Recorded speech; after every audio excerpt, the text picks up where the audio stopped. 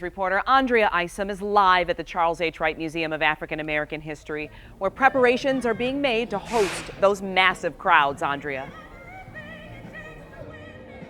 And the tributes and the love already started, already in the air. So much love, so much respect for our queen, as it should be, here at the museum and all around the world.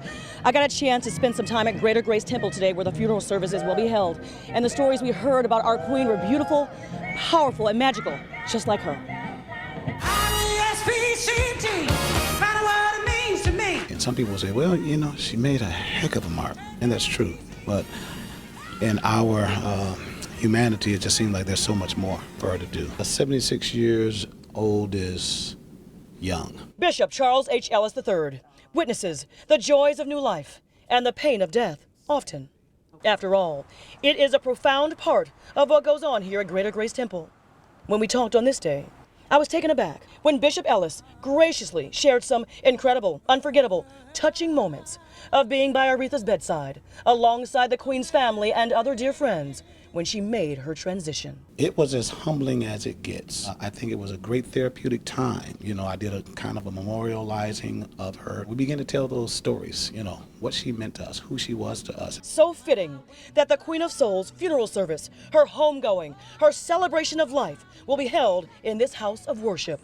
The bishop assures us all that it will be grand, graceful, and one of a kind, like the Queen herself. Miss Franklin was absolutely a perfectionist, and listen, can't drop the ball on this side, no kind of way, no kind of how. All hands on deck. You know, things are getting ready to evolve, and they're going to get ready to evolve quickly. I had an emergency meeting on yesterday.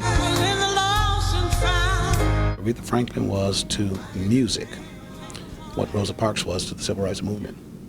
You know, hands down, hands down. You know, I mean, I don't know too many people that are called the Queen. I say to her, well done, thou good and faithful servant. She was something to everybody.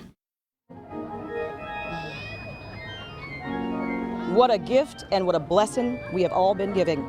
And the bishop tells us, please just continue to pray for the family and continue to keep the Queen's legacy alive. That is exactly what is happening here at the museum for the 36th annual African World Festival. This is a time to celebrate culture, history, a time to be enlightened, educated, and to honor Aretha Franklin, our Queen of Soul.